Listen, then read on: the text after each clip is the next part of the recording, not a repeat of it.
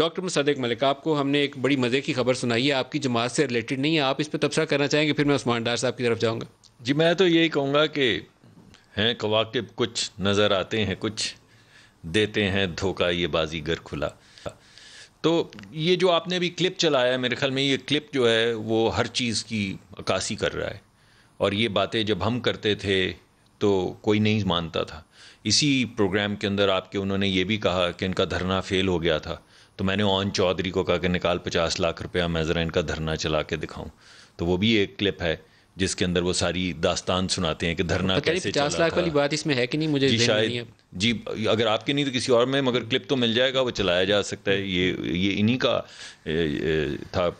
تو ایک طرف وہ خود یہ کہہ رہے ہیں کہ ہم جوڑ توڑ کر کے لوگوں کو لے کر آئے جو ہمارے لوگ نہیں تھے، ہم سیاسی یعنی کسی سیاسی جماعت، سیاسی خاندانوں کا مطلب ہے یا پیپلز پارٹی کے تھے یا پی ایم ایل این کے تھے یا کیو کے تھے. نہیں دیکھیں، اس پہ ایک مزے کی بات ہے، 2002 جی 2008 13 اور 18 بعض لوگ ایسے ہیں کہ 4 الیکشن 4 مختلف جماعتوں سے لڑے. جی اور آپ لوگوں نے بھی ان کو ٹکٹ دیا، جی پیپلز پارٹی نے بھی دیا، مشرف نے بھی دیا، اور اب پی ٹی آئی نے بھی دیا. جی ایک تو وہ جیتے ہوئے گھوڑے ہیں. جی میں یہ سمجھتا ہوں جی کہ ایک تو ہپوکریسی نہیں ہونی چاہیے. آپ لوگوں نے بھی دیا. جی میں وہی آپ کو بتانے لگا ہوں نا کہ اگر ہم ہولیر دین داؤ ہمیں کلیم نہیں کرنے چاہیے. میں تو اس پرسنلی اس حق میں نہیں ہوں کہ ایسے لوگ جو ہر چناؤ میں کسی جیتی ہوئی پارٹی کے ساتھ بھاگنے کے لیے تیار ہوں، چاہے وہ وننگ ہارسز ہوں، ان کو ساتھ میں لایا جائے. میرا یہ ذاتی خیال ہے، پارٹی کا خیال ہر دفعہ متفق نہیں ہوتا اس سے.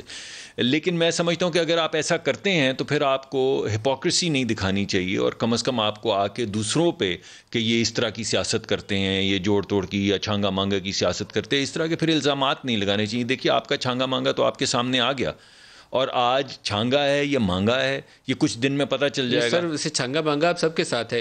اس گروپ کا سلوگن ایک ہی ہے، جو جیتے ان کے ساتھ. تو یہ آپ کے ساتھ بھی، مشرف کے ساتھ بھی، پیپلز پارٹی کے ساتھ بھی، اور پی ٹی آئی کے ساتھ. دیکھیے بدقسمتی ہے نا جی تھوڑی سی. حفیظ شیخ خود ان میں سے ایک مثال ہے. مگر میں آپ کو ایک جی بالکل ہیں جی، مگر میں سمجھتا ہوں یہ بدقسمتی ہے.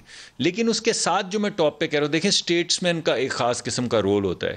خان صاحب جب کوئی بات کرتے ہیں وزیر اعظم کے طور پہ تو لوگوں کو یہ یقین ہونا چاہیے کہ اگر ہمارا وزیر اعظم کوئی بات کر رہا ہے تو یہی بات ہے. لیکن وہ بات ایسی کر جانا جو سیاسی طور پہ تھوڑی سی ایکسپیڈینٹ ہو، اس کے اندر جتنا مرضی کیچڑ ہو، جتنا مرضی غلط بیانی ہو، اور پھر کہنا کہ اس سے کیا فرق پڑتا ہے، یہ تو سیاسی بیان تھا، چاہے وہ 35 پنکچر ہوں، چاہے وہ بریگیڈیئر کی ٹیپ ہو وغیرہ وغیرہ، جو بے شمار فخر الدین جی ابراہیم ہوں یا وجیہ الدین جسٹس وجیہ الدین ہوں، یہ عجیب و غریب باتیں لگتی ہیں. ایک بات میں نے اور اگر آپ میں برا نہ منائے تو میں کہنا چاہوں گا، دیکھیے یہ بڑی عجیب سی بات کی آپ نے ایک کلپ چلایا جس کے اوپر آپ نے کوئی تبصرہ نہیں کیا ڈاکٹر فردوس عاشق وان صاحبہ کا، جس میں انہوں نے کہا کہ گاڑیوں میں نوٹ بانٹے گئے ہیں، اور تو پھر اس کا مطلب ہے کہ نیشنل اور پروونشل اسمبلی کے اندر بھی نوٹ چلتے ہیں اور ووٹ بکتے ہیں. تو اس کا مطلب ہے کہ وہاں پہ بھی جی اب سیکرٹ بیلٹ کل یہ سپریم کورٹ میں جائیں گے اور کہیں گے کہ کیونکہ انہوں نے کہا ہے کہ گاڑیوں میں نوٹوں کی گڈیاں گئی ہیں یا نوٹ گئے ہیں، نوٹوں کے ڈھیر گئے ہیں، تو سیکرٹ بیلٹ تو ختم کرنا چاہیے نا جی. پھر اس کا مطلب ہے کہ اب ہر پروونشل اسمبلی کے الیکشن میں، نیشنل کے الیکشن میں اندر آپ جائیں، اپنا آئی ڈی کارڈ دکھائیں، اپنا ووٹ دکھائیں، اس کی ایک تصویر اتروائیں. بلکہ بہتر تو یہ ہوگا کہ عمران خان کی ایک سرٹیفائڈ ووٹ کے اوپر سرٹیفکیشن ہونی چاہیے. جب تک وہ نہیں ہوگی وہ ووٹ کاؤنٹ نہیں ہوگا. یہ کیا بات ہو رہی ہے؟ اگر آپ نے اس کیس کی جو سپریم کورٹ کے اندر چل رہا ہے اس کی بھی آپ نے سنا ہو تو وہاں حکومت نے، اٹارنی جنرل نے یہ پوزیشن لی ہے کہ یہاں پر ہنڈی حوالہ کے ذریعے آپ کو دبئی میں پیسے چاہیے یا کہیں اور چاہیے، وہ بھی کاروبار ہوتا ہے. ہم ایک طرف فیٹ اپ بھگت رہے ہیں اور ہمارے اٹارنی جنرل نے سپریم کورٹ میں کہا کہ آپ کو ہنڈی والا سے پیسہ دبئی میں چاہیے تو وہ کام ہوتا ہے یہاں پہ. جی وہ اور یہ دیکھیں یہ ڈاکیومنٹ ہو گئی، یہ بات ہوگی نا، یہ حکومت نے اعتراف کیا ہے جو کہ ڈاکیومنٹڈ اعتراف ہے عدالت کے اندر انڈر اوتھ، اور اٹارنی جنرل کا بیان، اٹارنی جنرل کا یعنی گورنمنٹ آف پاکستان کا بیان ہے یہ.